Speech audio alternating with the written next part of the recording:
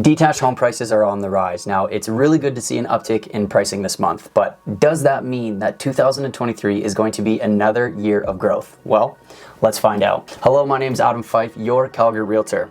If you're looking to make a game plan for 2023, go ahead, click the very first link in the description and book a call. Okay, so here are the numbers for detached homes for the month of January. Now, let's begin with the full year-to-date stats package, and we'll begin with the benchmark price for January, which has actually increased from the previous 2 months. We are now resting around $623,000.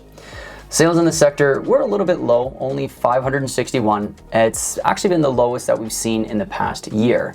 New listings did hop right back to the November levels as Christmas season usually slows down. Inventory did increase as well. Now, detached homes in Calgary have a lot to unpack, and this is something that I just simply cannot do in a 10-minute YouTube video. To really get the full picture, you need to break it down to price point and then locations. Yes, Calgary does have a busy year ahead of it, but not all price points will look the same. Now, it really just depends because affordable product in Calgary is still very competitive. Homes listed between $450,000 and $600,000 is going to be very attractive for buyers this year. So just by looking at this, you can see that of course prices are up, but sales are down and inventory has increased as well. So we really need to break it down to figure out how these numbers will affect you personally. Now, this graph here will help visualize what's going on with the detached market as a whole in Calgary. You can see that our highs in May and a small recorrection or a flattening in the overall price point now. Our year-over-year percentages are still in the positive because if you look at last January, you can see that we were on the up and up. Once we get into that April-May timeframe, I would have to assume we'll start to see some negative numbers, which people will start to freak out about and figure, oh, the market is falling. But it will have a lot of perspective that we need to kind of tie into it. Is the market still going up or is it actually coming down? Just because the year over year is negative or positive, which way is the market actually heading? Now, from this chart, you can see just how much inventory has fallen in the past 6 months. Now, luckily for Calgary, sales have also decreased as well, which caused only minor decreases in price compared to other major cities in Canada. Next, let's take a peek at each individual quadrant of Calgary. Now, this is our first step into finding out how this report can better relate to your personal situation.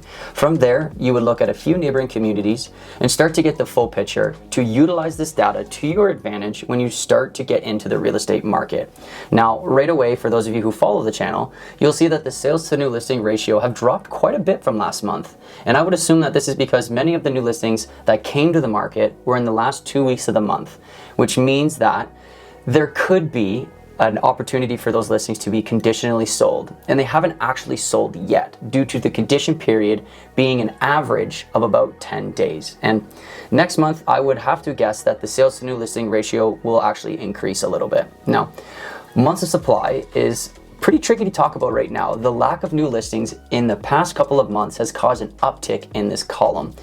It would be interesting to see if more listings could equal a decrease in the months of supply due to the demand in the affordable product here in Calgary. Right now, you can see that the average is about 2 months, which is considered to be a seller's market. Now, Calgary City Center is getting close to 3 months, which equals a little bit more of like balanced conditions where prices might not fluctuate as much.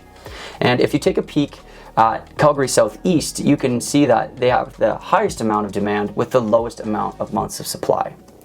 Moving along, here's the price point for each quadrant and the year-over-year stats. Now, if we move right along to the month-over-month, you can see that City Center saw a 2.47 decrease from last month, where Calgary West actually saw a 1.4% increase.